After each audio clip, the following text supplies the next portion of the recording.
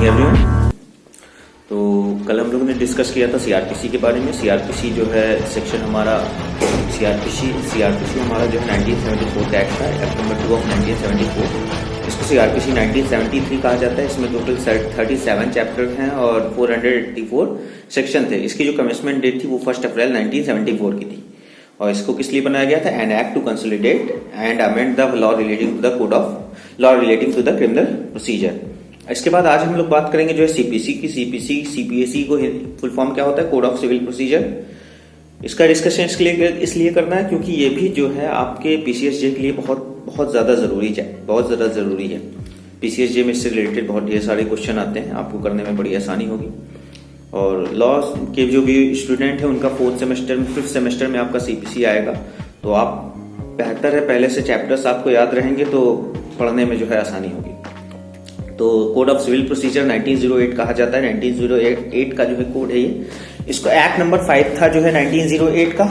इसकी जो enactment date है वो 21 मार्च जो है 1908 है। मतलब ये कानून बनाया गया जो है 21 मार्च 1908 को। और इसकी जो कमेंसमेंट डेट है मतलब लागू हुआ ये 1 जनवरी 1909 से। इसमें एक 51 ऑर्डर है और 158 सेक्शंस हैं। 158 सेक्शंस को जो है प्रिलिमिनरी मिलाकर के 11 पार्ट में डिवाइड किया गया है। 11 पार्ट में डिवाइड करने के बाद आपका इसमें टोटल 51 ऑर्डर्स है। ऑर्डर्स का डिस्कशन हम लोग नेक्स्ट वीडियो में करेंगे। इस चैप्टर में खाली पार्ट और प्रिलिमिनरी के नंबर और सेक्शन का डिस्कशन करेंगे। पार्ट मतलब टोटल 11 पार्ट है। उसके बाद जो है आपका 11 पार्ट के बाद 158 सेक्शंस में इसको क्या किया गया है? डिवाइड किया गया है। तो सबसे पहले आपका प्रिलिमिनरी आता है। प्रिलिमिनरी बात करता है 1 से लेकर के 8 तक की, सेक्शन 1 से लेकर के 8 तक की।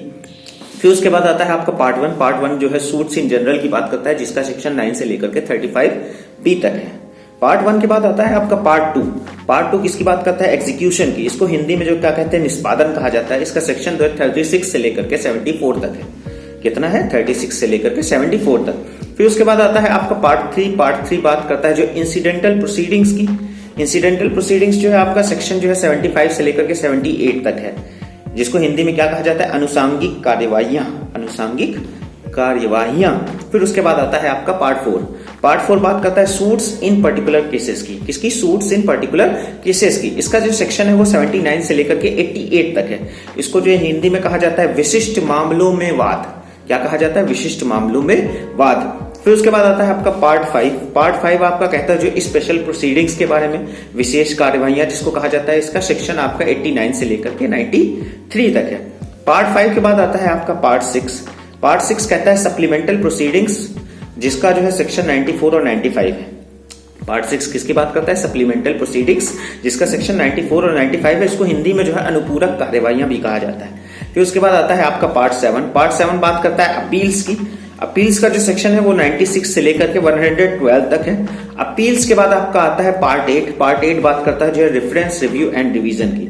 रेफरेंस रिव्यू एंड रिवीजन जो है 3 सेक्शन इसमें है, 113 से लेकर के 115 तक। फिर इसके बाद आता है आपका पार्ट 9। पार्ट 9 बात करता है special provision relating to the high courts not being the code of judicial commissioner.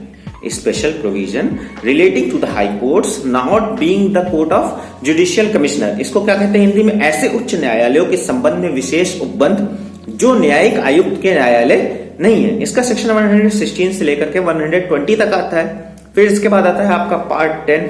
Part 10 जो है रूल्स की बात करता है। इसमें रूल्स जो है हिंदी में जिसको कहा जाता है नियम, और इसका सेक्शन आपका 121 से लेकर के 131 तक होता है। फिर आपका आता है पार्ट 11। पार्ट 11 जो है मिसलेनियस की बात करता है। इसका हिंदी में प्रकीर्ण कहा जाता है। इसका सेक्शन 132 से लेकर के 158 तक होता है। तो ये टोटल आपके 11 पार्ट्स हो गए और 11 पार्ट्स को 158 सेक्शन में डिवाइड किया गया है। प्रिलिमिनरी मिलाकर के 12 पार्ट्स हो गए टोटल, मगर प्रिलिमिनरी पार्ट्स में काउंट नहीं होता, उसमें टोटल अलग से वो प्रिलिमिनरी है। और प्रिलिमिनरी के बाद आप प्रिलिमिनरी में आपके 8 सेक्शन है 1 to 8। फिर उसके बाद जो है पार्ट 1 पार्ट 2 सिमिलरली पार्ट 11 तक दिया हुआ है। तो इस चीज को याद कर लें। इसके बाद आपको कैटेगराइज करने में आसानी होगी। कैटेगराइज करने के बाद जो है आप सीपीसी को बहुत आसानी से पढ़ सकेंगे। और आगे के लिए जो ऑर्डर्स का डिस्कशन हम लोग नेक्स्ट वीडियो में करेंगे। टोटल 51 ऑर्डर्स हैं और बहुत जरूरी है ये सिविल मैटर्स के लिए, इसको समझना, पढ़ना और आगे के लिए प्रोसीडिंग्स करना। और खास तौर पर जिनको लॉयर, जिनको एडवोकेट बनना है और जिनको पीसीएसजे का एग्जाम देना है, उनके लिए ये बुक बहुत मस्ट है। आप कोड ऑफ सिविल प्रोसीजर का बेयर एक्ट लेके बैठेंगे वीडियो देखते वक्त, और बेयर एक्ट लेके बैठने के बाद जो है जितना भी बोला उसको पॉइंट आउट नोट करेंगे। नोट करते हुए जब लिखेंगे तो वो चीजें याद हो जाएंगी। जब चीजें याद हो जाएंगी तो बारीकी सारी चीजें बहुत आसानी से होने लगेगी। All the best.